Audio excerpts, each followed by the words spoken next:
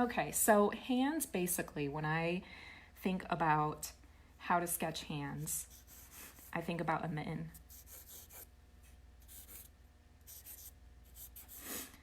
So I think about kind of the palm of the hand, or whatever you call this part of the hand when it's not your palm, the back side of your hand. And then I think about if all the fingers are connected, like if you're wearing a mitten. And then maybe the thumb is kind of off by itself. Sometimes it is, sometimes it isn't. But this is what I always look for every time I begin to draw a hand. And this really keeps things simplified, because if we start to begin at the pinky and go all the way through, probably by the time we get to the pointer finger, it's going to be all out of whack. So this is the first thing that I look for. And once I get to here, you would think that then I would divide the fingers, but I don't. I look for the connections between all the knuckles. So maybe they would be like this and like that. So that way I have a placement for all these different locations. And in this kind of a position, everything is a little bit arced, right? So if I go from this knuckle, that one, that one, that one, and the same thing down to the thumb, or this set of knuckles here, everything is arcing. But when the hand changes position, it's like always a really interesting relationship between the knuckles, what's happening there. So I look for that first. The next thing I do is kind of divide the fingers into two groups, or I look for the middle finger, one or the other, just whichever one makes sense. So maybe there's kind of a negative, maybe I should make this like a Star Trek hand. There's kind of a negative space shape here, one there, and one kind of here. And of course, this pinky should probably be a little bit shorter. All right. Marcos, how you doing? Now that I can see kind of that scale on here, I'm gonna see if I can move the camera a little bit.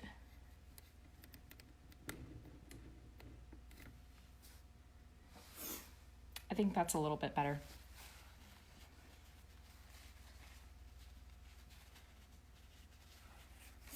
All right, so getting rid of that.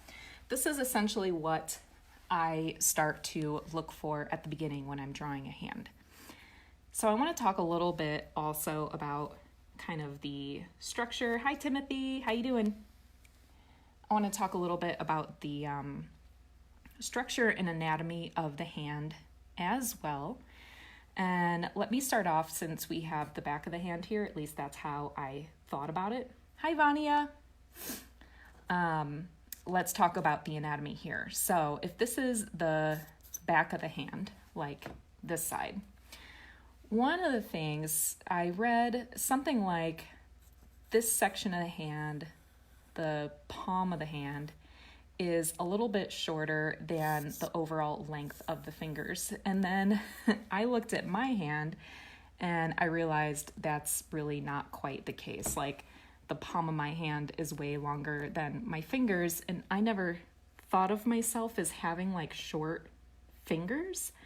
But then what I realized is when you look here, there is a different location between, I'm going to draw on my hand, between your knuckle, where the line on your finger ends, and then where you have all this like webbing, right? So those are three different locations.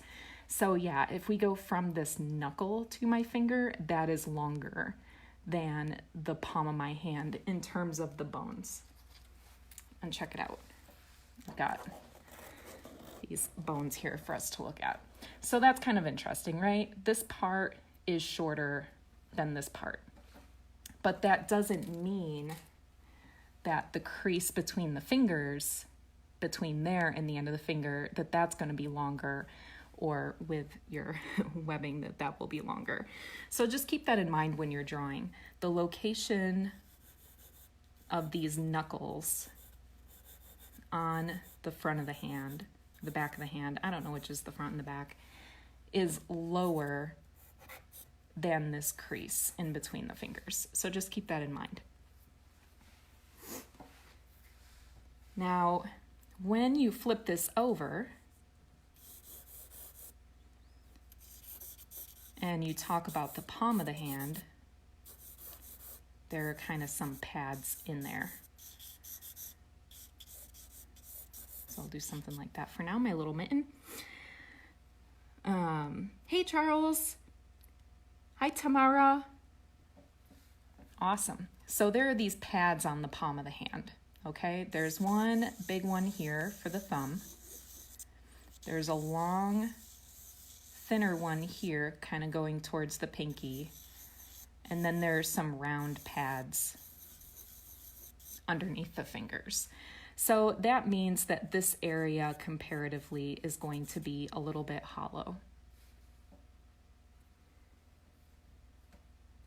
Hello, Octavio. How you doing? That's my husband, by the way, guys. Hey, babe. Okay, so now let's talk about the anatomy of the fingers a little bit. I'm going to sketch some of that over here. So the fingers, each finger overall, is going to taper.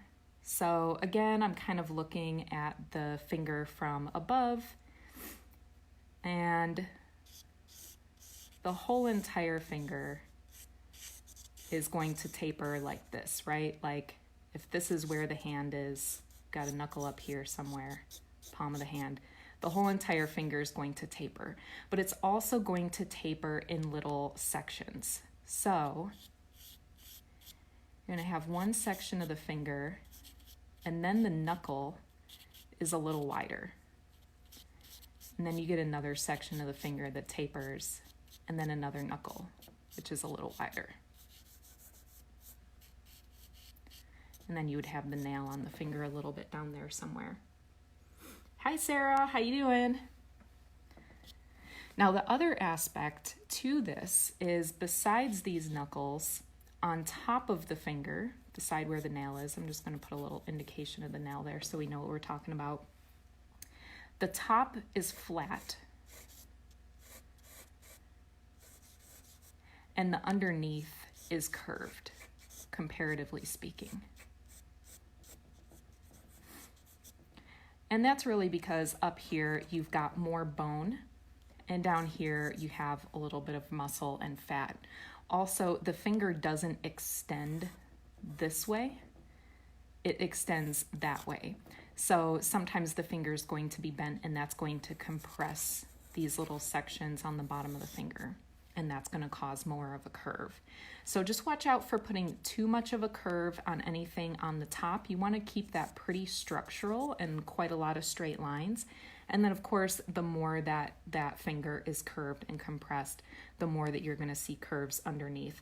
But even stretched out, something shouldn't be quite that flat underneath.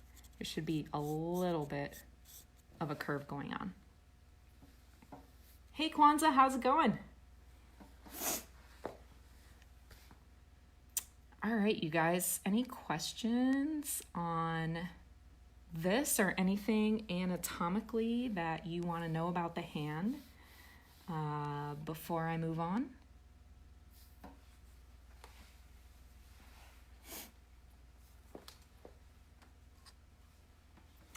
And I have my coffee break.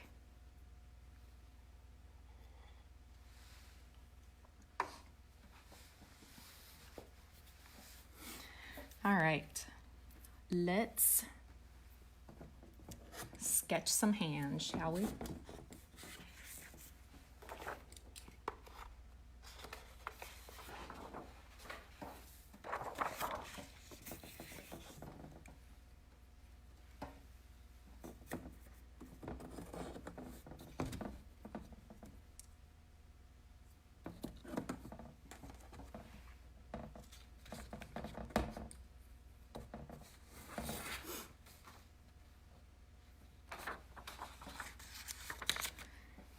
All right.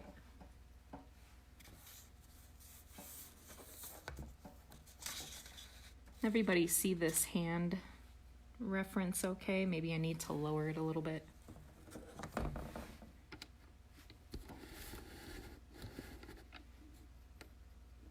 There we go. So I'm just starting kind of with a simple reference here. The thumb isn't even showing. I mean, you can see it a little bit back there, but you know, the pose here isn't too complicated. So I just wanted to start with that to kind of show you guys how I would approach this hand. Please feel free if you want to use this. Actually, it is from croquiscafeonairvideo.com. Might be difficult to dig around and find it on there, but they have a lot of really great figure references. And I'm sure it's fine if you take a screenshot if you want to use this reference yourself. Or you can email me and I can send it to you by email. That'll work. I can do that. I'd also like to take a moment to mention that I am doing this in conjunction with Interurban Art House. And so they are super fantastic. And I know they've been putting on just like a ton of programming during this whole crisis. So go to their page and go to their website. I think it's interurbanarthouse.com, but I could be wrong. It could be .net or something. I think it's .com. And make a donation to them because they are doing some really great things right now, and that's kind of what we all need, right? We need some art. We need some community with each other. All right, so I'm going to sketch this, and my hand's going to keep getting in the way of that, but we're doing what we can.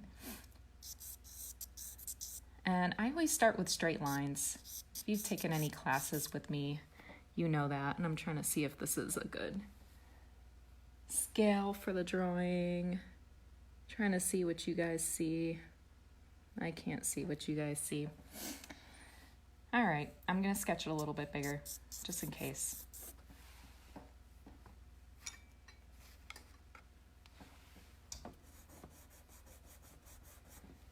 So let me know, how's it going out there? Anybody drawing along with me today? All right.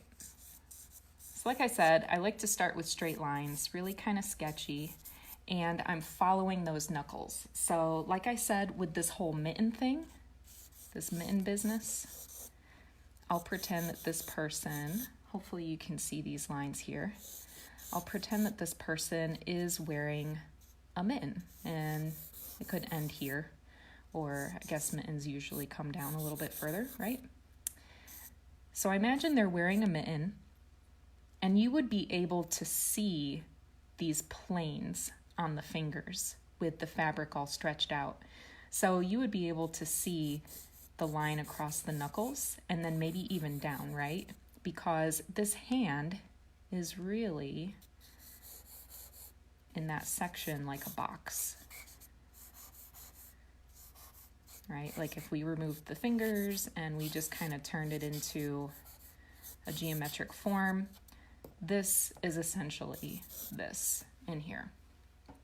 Okay, so that's why I like to look for this angle first and kind of do some straight lines. That way I'm not distracted by all these details and I can kind of focus on the structure. Hi Stephanie, how you doing? All right, continuing the mitten. I'm going to ignore these knuckles at first and just go to the ends of the fingers. Like I said, I feel like there's always just an interesting pattern to the ends of the fingers and to the knuckles, which we'll get to. So I'm going to try and make sure that this length is approximately right in comparison to this. And to tell you the truth, I always get it wrong. And if you could see me right now in the really awkward position I'm leaning in over the easel, you would know why I'm totally going to get this wrong. But I'll do my best. That's all we can really do, right? My picture's in the way. Let me move this up.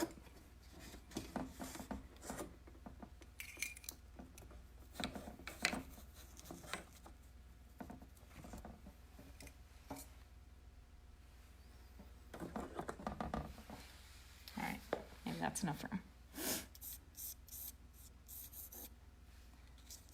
So I'm just estimating how far this is, and you know, you can always change your mind later.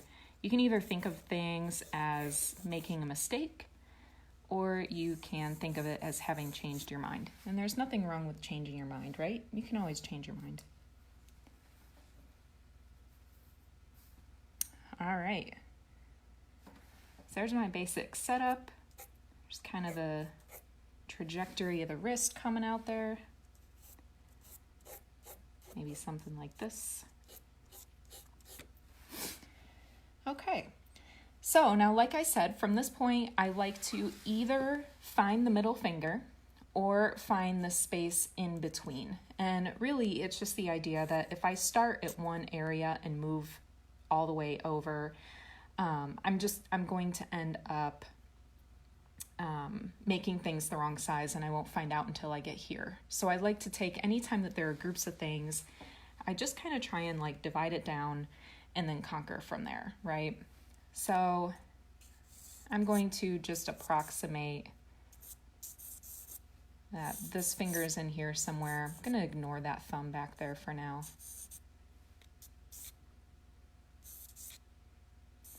And something like that for that finger. And again, this kind of webbing on the hand stops here, whereas the knuckle goes all the way to here.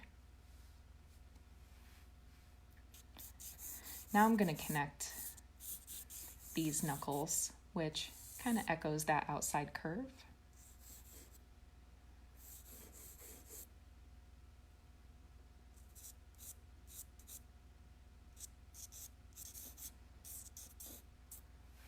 Something like that. Not bad, right? Hey, Brew, how's it going?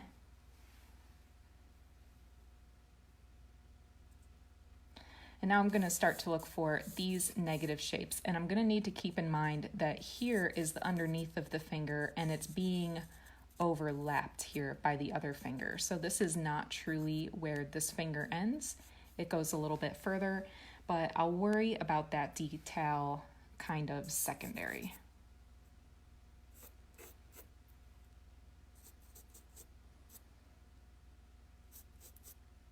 Really, as I'm doing all this, I'm looking at the angles of everything.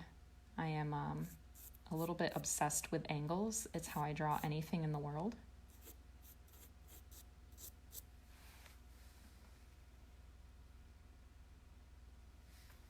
Not bad. Kind of thinking that needs to be on the thinner side. Hi, Mike. Good to see you. Let's see. There we go.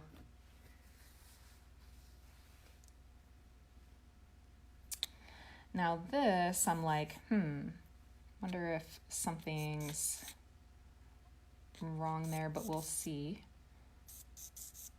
There might be a little bit too much space for this pinky here, but I think it'll be okay. Now what I notice here is there is a lot more space from the knuckle line to where I need to draw this finger. There's a lot more space here than on this set of fingers or this set of fingers. And I think it's because we're really looking straight through. This finger is overlapping the pointer finger, and this finger is just a tiny, tiny bit overlapping the middle finger, but there's no overlap there.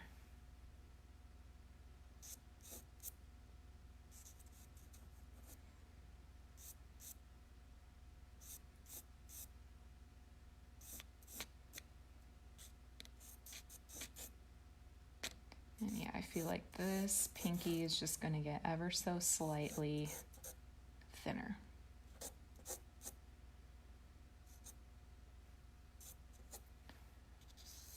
And maybe actually this will get a little shorter too.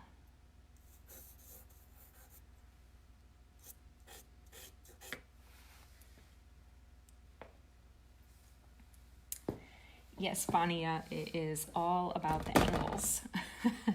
That is the truth. Hey, Janice, good to see you. You moved, right? I think you left town. Okay. So So I think I'm still going to ignore that thumb momentarily. Hi, Anthony. And I'm going to put in a little bit more information in here. If I erase this, I don't know if you guys can still see it, but I can still basically see it. So I can still use all these things as a guideline.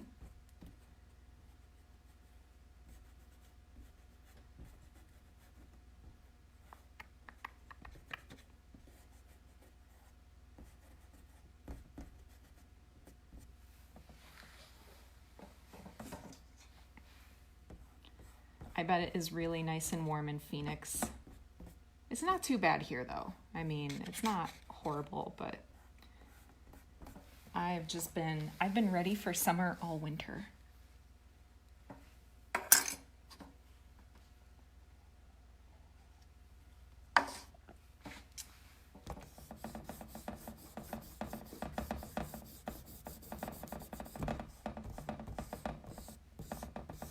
All right.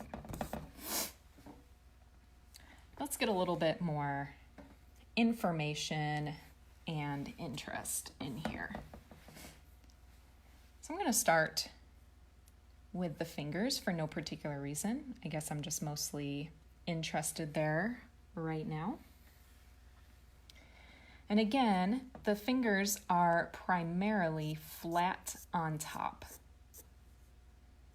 There's a little bit of, I guess, to me, it's less of a curve. It's more of a direction change. Like there is almost like, if this is the finger, there's a little bit of a ramp there at the top before you get down to the next section, right? So it's like ramp, flat. But it's not really like, you know, curved. It's not a curve there. So I want to keep the top of the fingers pretty flat, nice and structured.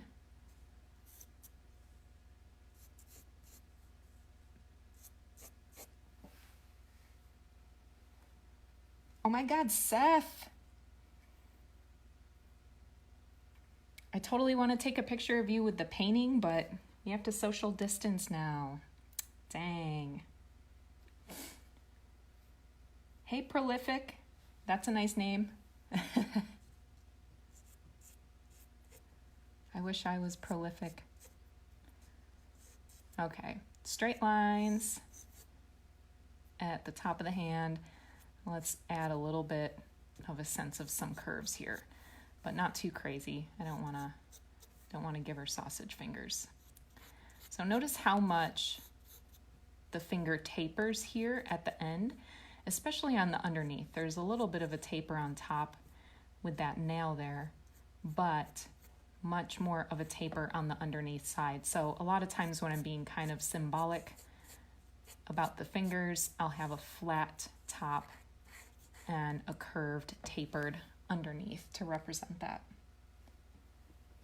Hey Ron, good to see you. And I'm going to include this shadow because it gives some information about the structure underlying the finger and the shapes of the bones.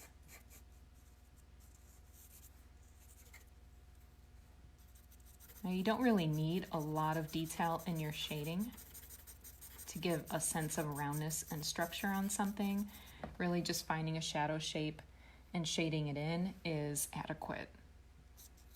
So don't feel like you really need to do more than that. And again, ramp down at that knuckle. Mostly flat at the top. And it's kind of nice doing this mitten thing because then you have a plan for everything, where everything is supposed to go. So you can just kind of sketch, you know, and pay attention to the finger without looking at everything else. Hey, Nancy. I'm a little dense, so I don't know if you mean where in the country or where, like, I am, like, in terms of my place, but I am near Kansas City in Overland Park, and I am at my studio, and I just interpreted the stay-at-home order to mean like stay away from people, and there's nobody here.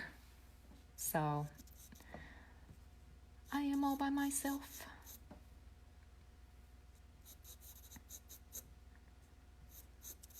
But I am grateful that I'm able to come here and sneak away here. I was kind of worried at first maybe I wouldn't be able to come to my studio at all, and I've got all my artwork here, but it is really just nice to feel like I'm going to work every day, you know? A little bit of a routine. Get out of the house.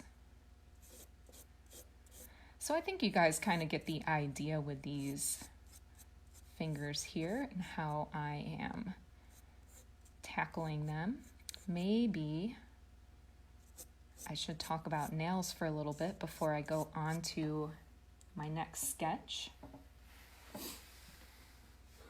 Hey Nancy, Kansas is like, I mean, it's not cold right now, but it's kind of, I don't know, chilly. I want to say it's like 60 something out today, which is pretty nice, but still, at least me, I usually want a sweater. And I want it to be like the kind of weather that you go outside in a tank top and you're super warm still. That's just what I feel like having right now.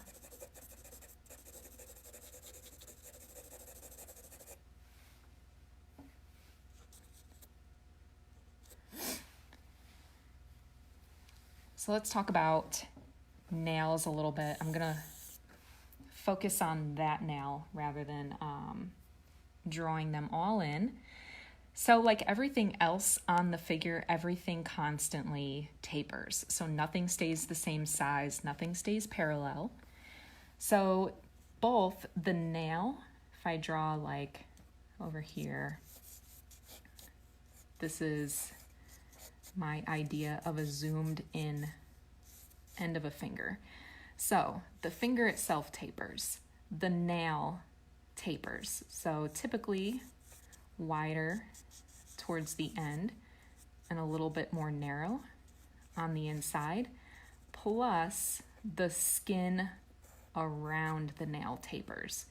So it tapers more open this way and more closed toward the end. Again, the same thing, smaller, larger, smaller, larger. So everything should always be changing in size. And if you ever end up with a situation that things seem to look parallel for some reason on the human figure, it's really a good idea to just make it non-parallel, make it taper. It's going to look much, much more natural.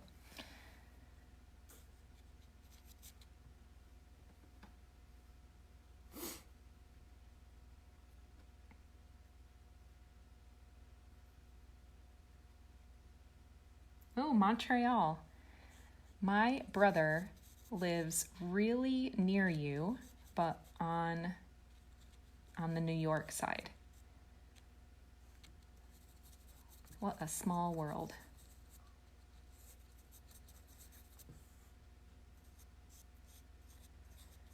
So I'd get something like that for that nail.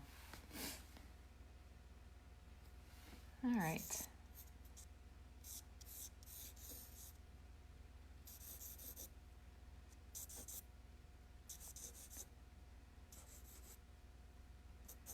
All of this would get shading.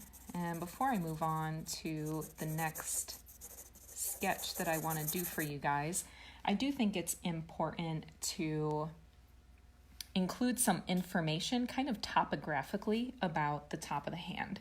And I think that it can be dangerous to kind of overdo what's going on there, because sometimes you might see like little shadows or little halftones, and if you do too much,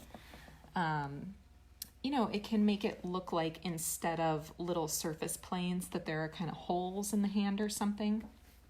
So more what I want you to do is I want you to picture being, I can't hold on my charcoal, being a bug and walking over the top of the hand.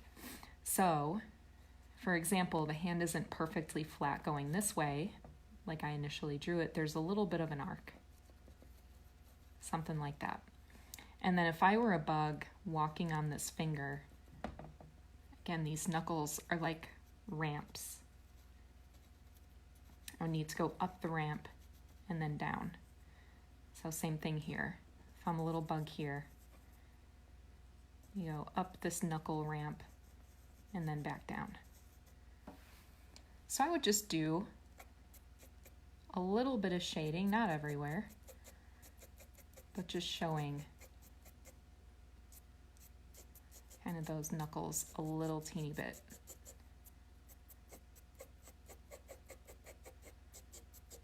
And what I'm doing here is maybe a little bit too dark because I didn't really go dark on my shadows here, but hopefully it just gives you a little bit of an idea.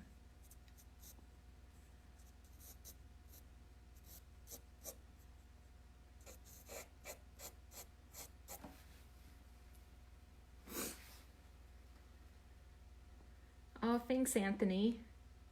And thank you, Ron. I appreciate it. Yeah, hands can be really frustrating.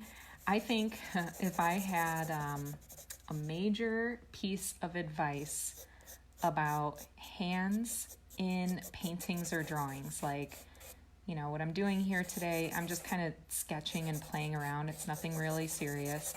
But if I'm talking about putting hands in drawings and paintings that I consider to be important and I want them to work out and I want it to look good and I don't want to have a painting that I like with a crappy hand in it, I would say, number one, make sure the hand is in a really flattering position. So I see so many, you know, photo references, for example, or just sometimes the model posing in front of me, and the hand will be like this. And that's just so difficult. The lines are repetitive, it's boring, and it doesn't look nice. Or, you know, maybe if somebody's like, just got their hand in this really kind of stiff, awkward position. So just trying to get the hand in a nice position. And, you know, I work with a lot of dancers, so that helps. But rather than having everything straight, once the wrist is bent one way or another, and then the knuckles are bent one way or another, it just, everything becomes so much more pleasant to look at and pleasant to draw. So don't work harder than you have to. I guess that's what I'm saying. All right, another picture.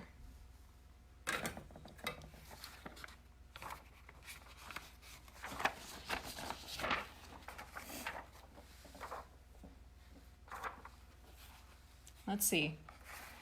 I've got two. I've got, this printout came out huge though. I've got this one and I have this one. So I want to see if I can do a vote here really quick. Would you like hand number one or hand number two? Whoops.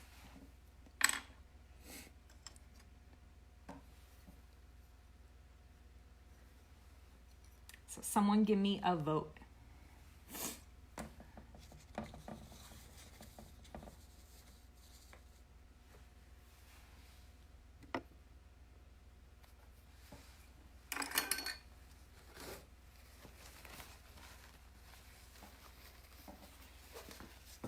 Hey Amber, how you doing? Tabitha votes number two. Hey Vernon, good to see you on here.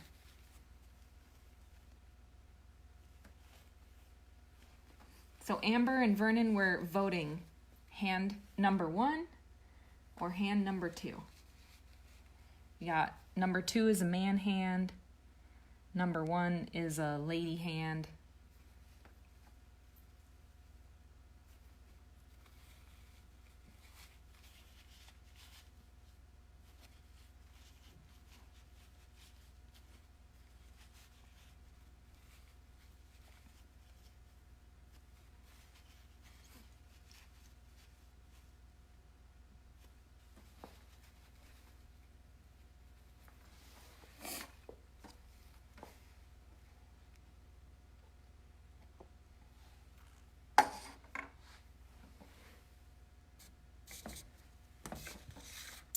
right, Tabitha picked it.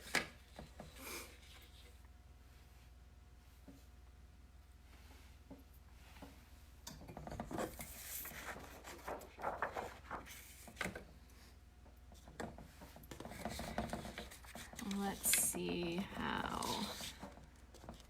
I can position this. I think that works.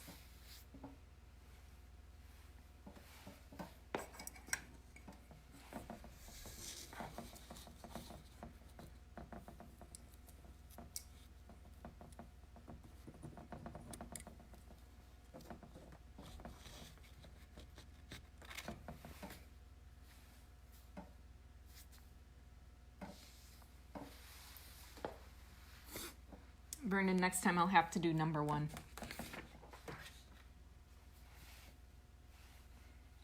And I'm gonna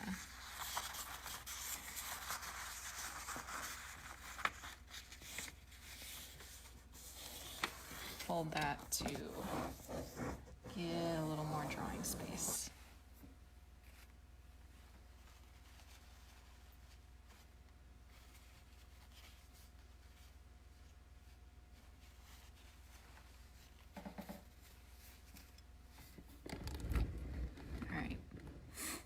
Hopefully you guys can see the whole thing now.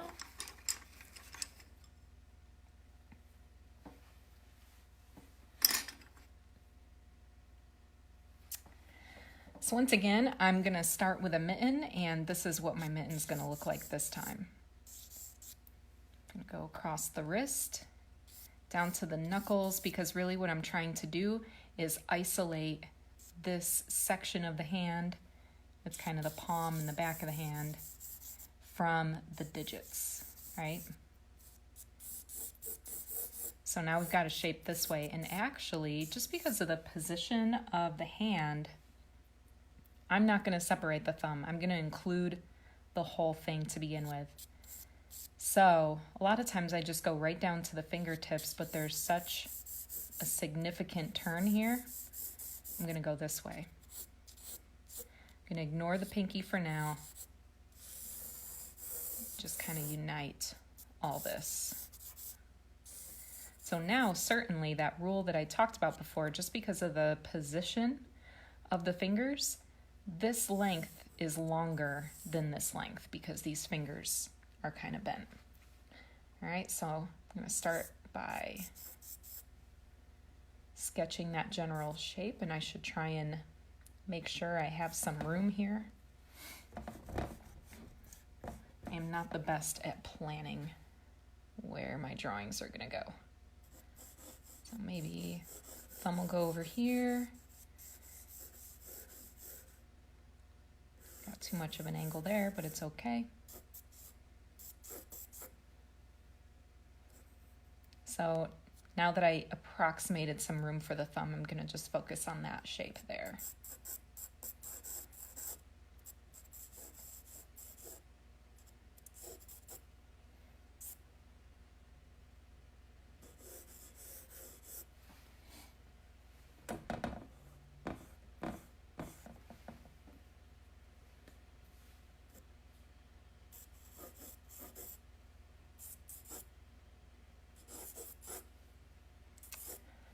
I'm gonna run out of room. Let's make this guy shorter.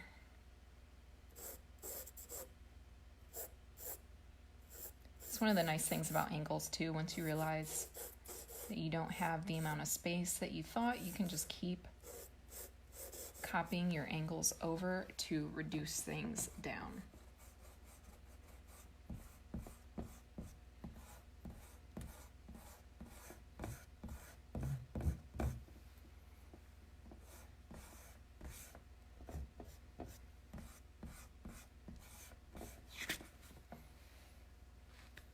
That still might not be quite enough room.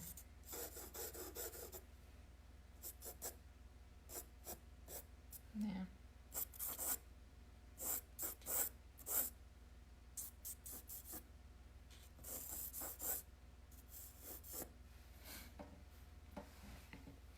And what can you guys see there too? There we go.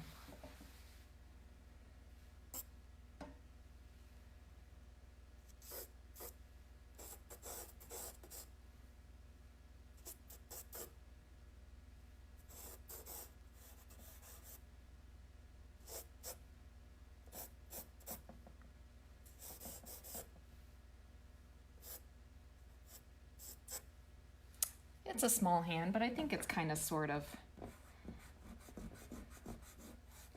fitting on the page.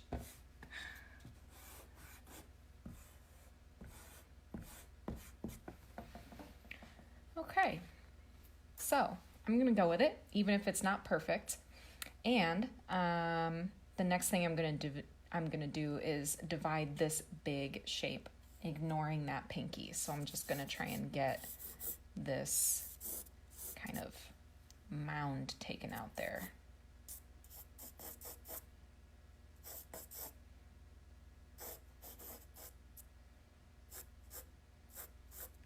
And you know, I think the more that you think of really anything, but hands are particularly tough. Really, anything that we have symbolism for is difficult. And we learned at some point how to draw a hand, and we learned how to draw an eye, and we learned how to draw a nose. And it's all the symbolism of these things that keeps us from really being able to draw it.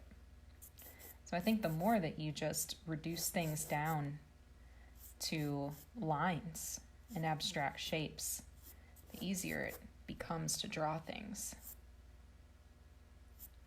It helps you move away from that symbolism. Now I just noticed here, this finger, it's blending in with the next one. So there's actually a gap in there.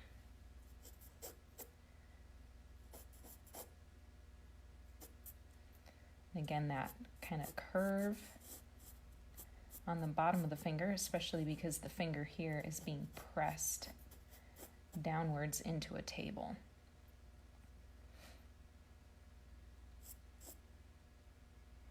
Hey David, how you doing?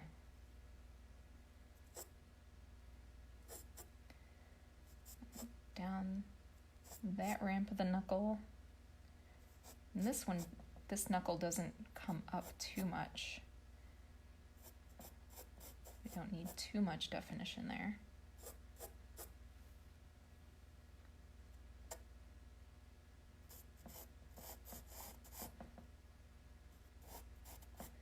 Now I know I'm not shading in all these little lines on the knuckles.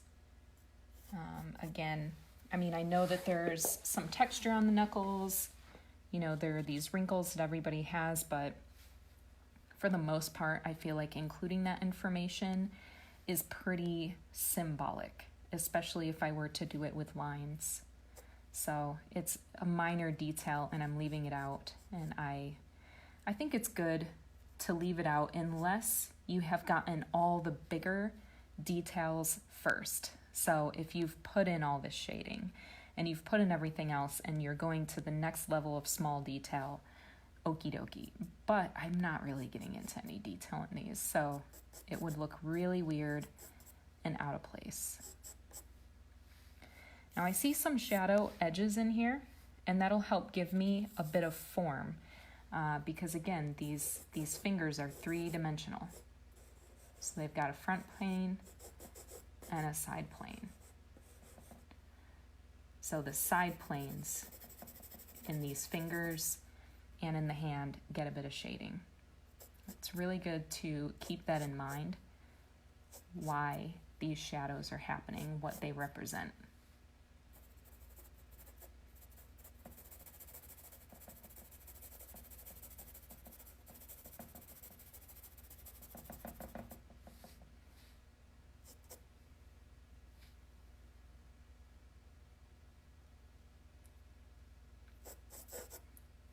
Does anybody have any questions as we're kind of winding down today?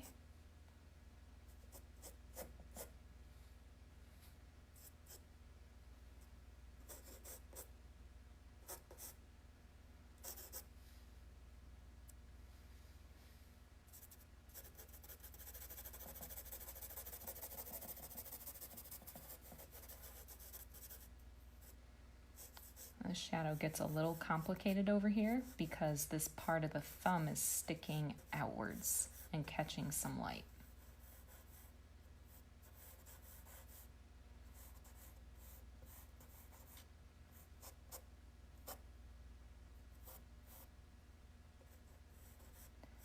There's a shadow on this knuckle before we get to that upward facing plane of the thumb, which is getting light. And then once again, this section is in shadow.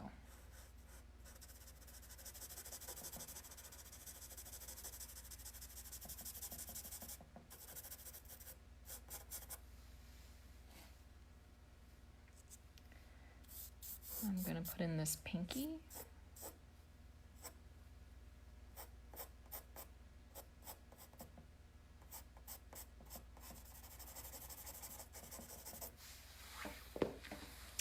And now I know people, typically often will start with lines and edges and then work their way towards shading, but I kind of do things backwards a little bit. I find that the shading helps me see if everything is in the right space.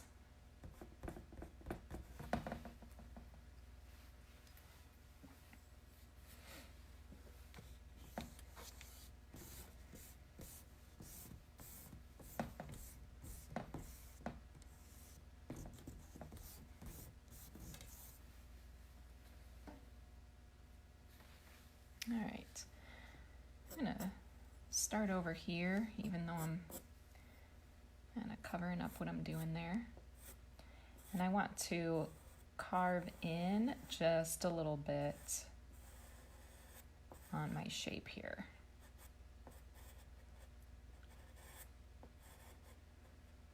Just kind of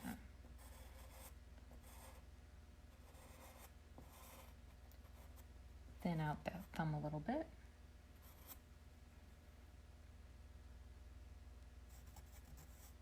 There's kind of the apex of where the skin going toward this finger overlaps the skin going toward the thumb, and I can really thin it out from that side too.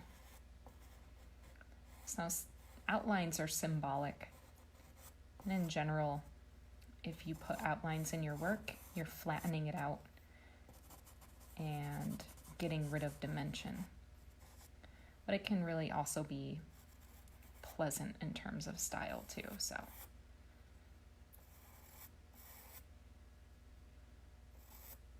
And then remember the curves on the underneath of the fingers.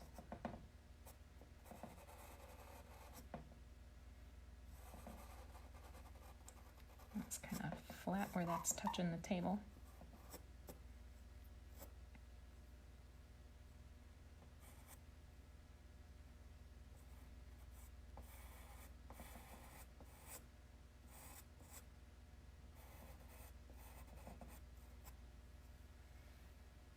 Hi Becky, thanks for joining. I am getting pretty close to finished here. So as I talked about earlier, I think I want to make a PDF of how to draw hands. Some of the things that I went over today about the overall structure, using the mitten, the kind of anatomy here, right? That the top of the fingers are flat, the underneath is curved. How everything tapers, how the fingers taper, how the nails taper.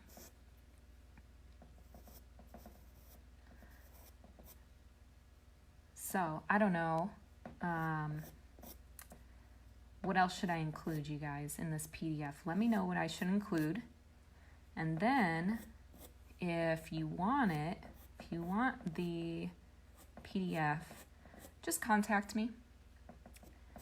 I'll send it out to everybody in my email list. And curves here underneath the finger that are probably super difficult for you guys to see in this picture because I can hardly see it, but it's in there. And there's another little finger back there.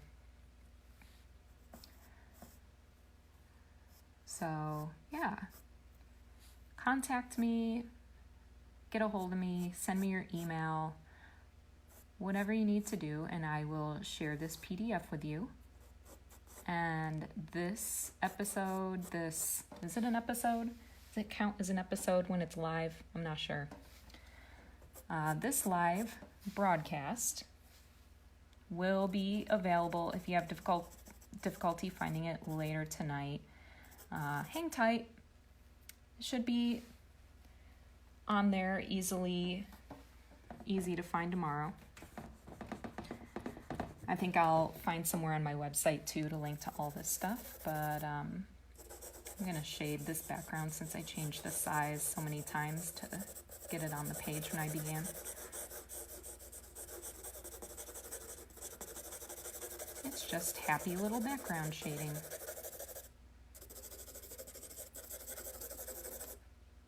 I'll put in a hint of a cast shadow too.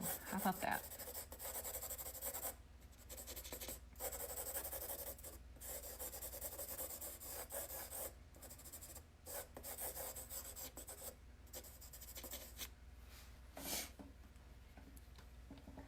All right.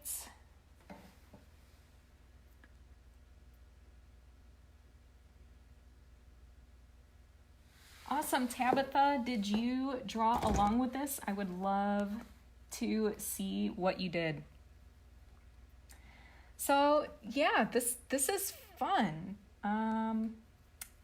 You know, it's going to be hard to give this up when things go back to normal. This is kind of neat. Just sketching along with you guys. And yeah, so like I said, let me know if you have any questions. If you did some sketches along with me today, I would really love to see it.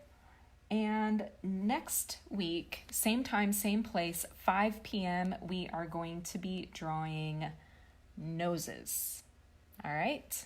Next week, noses. Anything else that you want to see? Maybe I should be going through all the facial features. Maybe I should do feet as well, how to draw feet. But yeah, like, let me know. Give me some ideas. What would you like to see me attempt to draw here live in front of everybody? And everybody stay safe. Everybody stay healthy. Everybody stay not necessarily indoors. You need some sunshine. You need some vitamin D. But just, you know, stay away from people. Do your part. Let's flatten the curve, all that good stuff. And please don't forget to donate to Inner Urban Art House. And I look forward to seeing you next week. Bye. Bye, everybody.